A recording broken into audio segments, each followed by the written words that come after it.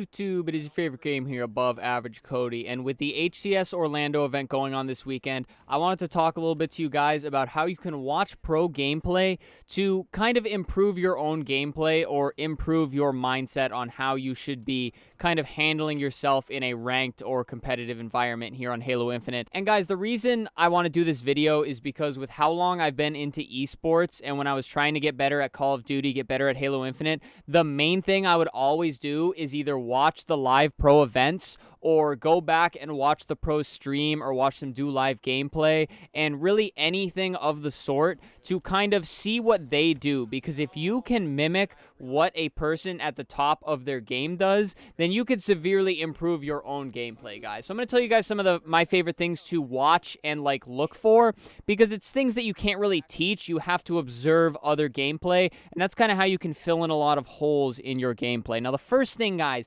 the very first thing I look at when watching pros, my favorite person to watch personally is Lucid, being one of the best players, and obviously I'm a big Optic fan. The first thing I look for is where they like to play, basically whenever they spawn. Not only at the start of the match, guys, but especially when they respawn. I like to see I like to kind of guess what their thought process is when they get back into the game, really. So whenever they flash back in after their respawn timer, what do they look for, and what direction do they go in, and how fast do they move, kind of. Just try to piece together what they're doing. Are they looking for their teammates? Are they moving towards the objective? Or are they just kind of taking in their surroundings before they make a move at all? Just keep an eye on that, guys, and that'll go along with, you'll see a lot of times they actually wait for their teammates to spawn up before they move in. And that, just learning that mindset and not just going right into the sprint simulator off respawn and then seeing what direction they go in, what gun they're targeting, and just where they're headed, guys, it's a very important thing in Halo that a lot of people seem to neglect. So if you're watching the pros at Orlando this weekend, guys, just watch their moves and where they go when they respawn in after dying. Now, next up, guys, the most important thing that pro teams do that you really need to watch, and there's not so much you can take away from this, that's why I didn't put it in first, because if you're playing solo, duo, or you don't have a dedicated 4-stack, it doesn't matter as much. But watch the team pushes and how the teams play objective. I know, perfect example, yesterday watching Optic v FaZe, I believe it was Catalyst Slayer, guys. At one point, they had Lucid, Formal, and APG all stacked up in one corner of the map, and Trippy had half an OS left on him, and he literally grappled all the way across the map, took in some shots, kind of evaluated how many teammates the enemy team had in that side of the map, and then he actually grappled all the way back across the map to give the intel, basically, and just be a distraction, while the other three, APG, Lucid, and Formal, could kind of wrap around and get some free kills. And I believe that kind of led to them going up 4 kills in that Slayer, so it was absolutely huge. So look at team strats, not necessarily just so that you can see what a 4-stack is doing and how they're playing the OBJ, but so that you as a solo can kind of get better ideas on how you can kind of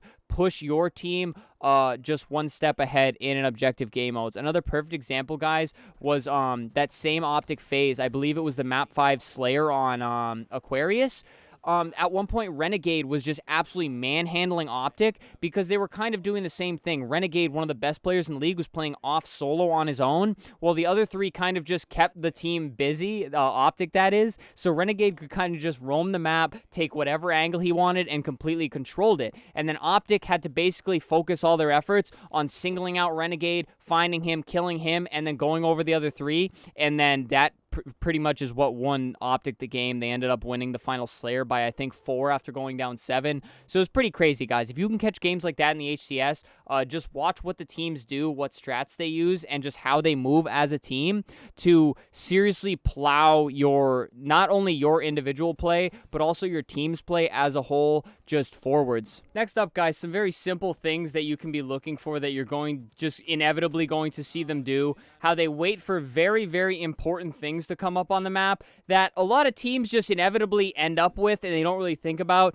But you'll see thrusters be played with like insanely. You'll see dynamos, and obviously I'm referencing Aquarius mostly. That map 5, Optic and Phase, they played around those so heavily. At one point, Renegade was literally looking down at the pad to see when it was coming up, and then he grabbed them, and of course he used them to get some very nice kills for the team. So watch how they focus random wall weapons and certain grenades, and just like how they play around them. They won't necessarily like focus them, like if they don't get them it's not the end of the world, but they're very crucial in going up in games and playing very well in games. So they'll kind of like wiggle that way a little bit and cycle over that way, because they obviously have their coach in their ear telling them when all these things are coming up. So once they hear that, they just kind of move over. But in your own gameplay, guys, do not forget that things like that are on the map. A thrust has won me a gunfight plenty of times.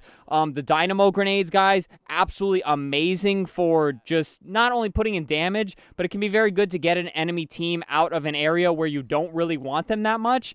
And then things like the spike grenades. I feel like nobody in pubs likes to use spike grenades, but you'll see the pros use them all the time for distractions, or overall, they'll just use them to stick because their centering is really good, so they'll just try to stick it to the enemy for a free kill. Finally, guys, the biggest thing in Halo Infinite that even I have not mastered to this day is how well the pros live up and back out of gunfights. Many times you will see them get touched by any damage. They'll just get tapped with a bullet and they just know, I gotta back out and reposition. Like, I can't remember who, it might have even been Renegade. He came up over a set of stairs, he took one bullet, just backed right out and went completely somewhere different on the map. He knew that wasn't his fight, he did not have the upper hand in that fight, guys, and he was out of there. A lot of you should already know to do this in Halo, but just acknowledge how good the pros are at living up and making decisions such that their life is just more valuable and their team can get better shots in.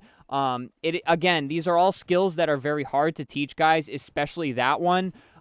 Just knowing even before you take too much damage that you're at the disadvantage in the gunfight and to back out of it, it's very tough. So watching the pros take things away from them. Also, when they're damaged, where they go to hide. They do a lot of interesting routes and a lot of good places to hide on maps. So kind of just take it all in, guys. Watch what they do. Watch how they value their life. And seriously try to emulate it to your gameplay, because the longer you can survive on the map, guys, literally everything else just comes more easier. The amount of damage you can put in, the amount of kills you can get, how you help your team, and of course, winning objective game modes, or especially Slayer, if you can not only preserve your life, but die less overall. But yeah, guys, those are a lot of things that you can watch in pro play, especially during this HCS Orlando event, to kind of mold your gameplay and take the next step rather than just like practicing nonstop. Because you can practice Halo, you can shoot lights out, and it could take you a long way, don't get me wrong, guys,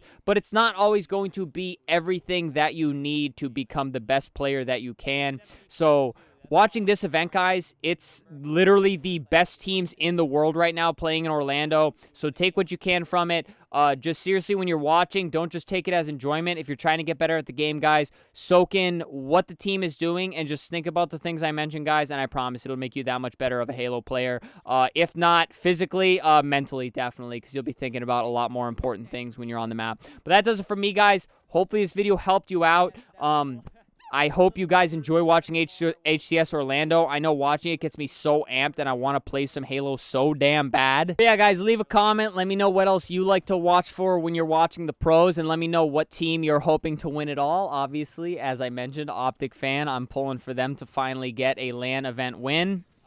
But yeah, guys, other than that, subscribe to the channel. Please, we're steamrolling with subs lately. Halo content, we're doing some Modern Warfare 2 content, but we're definitely not leaving the Halo content behind, guys. Leave a like on the video while you're down there, guys, pretty please. And again, comment. I want to know who you guys are rooting for. Sentinels, FaZe, maybe even United. I know those are some of the top teams up there with Optic.